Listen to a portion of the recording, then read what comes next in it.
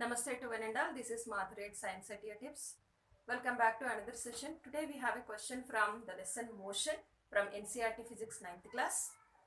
The question is, a car is moving along a straight line.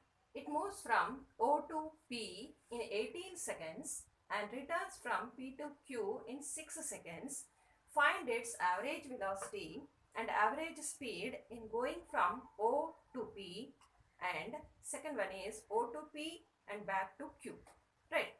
Now, here the distance is given from O to P as 360 meters and from Q to P as 120 meters. So here we have two situations. One is O to P. Let us find out the answer for average speed and average velocity whenever the object or that car is moving from O to P. So whenever it is moving O to P, here first of all let us see what is the average speed. For that, what we have to do, we have to find out what is the distance. Distance is equal to 360 meters. Whatever the path is followed by the car, that we can take 360 meters, and the time is given as, what is the time given here? 18 seconds. So no need to change these units because they are in meters and seconds only. So what we can do here, speed is equal to 360 by 18. If it is 36 by 18, we'll get 2. 360 by 18 is there, we'll write 20 here, 20 meters per second. And one more thing we can see here, as it is a straight line, so distance will become equal to displacement. That is why what we can write here, displacement also is equal to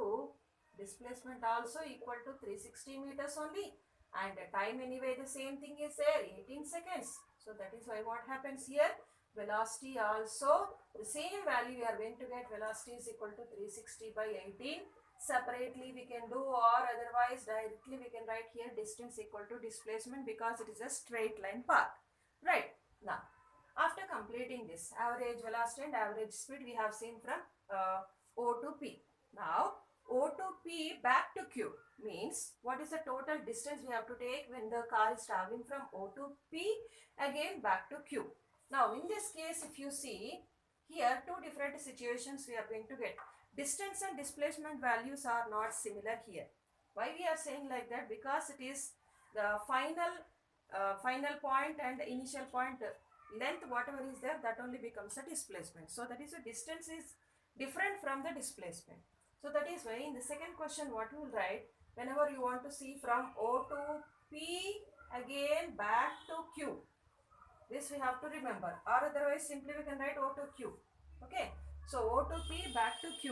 In this situation what we can write, first of all we'll find out what is average speed. What is the distance here? Distance value we are going to get here as 360 plus 120 because the car is traveling from O to P. After reaching P again it is going back to Q. So that is why what we can write here, distance equal to 360 plus 120, that is becoming 480 meters. Next, what is the time taken here? The time is given as 6 seconds plus 18 seconds. Total time we have to take here 18 plus 6. We are going to get it here as 24 seconds. Okay. Now the speed, total distance by total time taken, what is that? 480 by 24. 480 by 24. Relation is there, something relation here. 48 by 24 will get 2. 480 by 24 is given, that is why we will write 20 meters per second. This is the speed. Now what about the velocity? What is the displacement here, that we have to find out.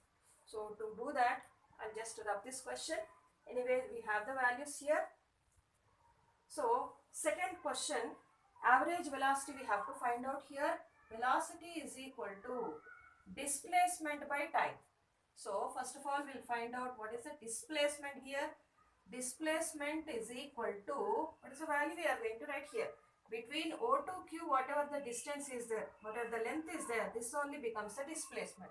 So what it will become here, 360 minus 120.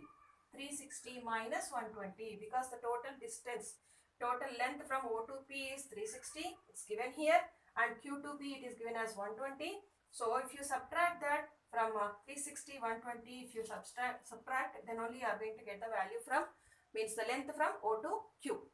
So that is why we are going to subtract this. What we are going to get here? 240 meters. This is the displacement.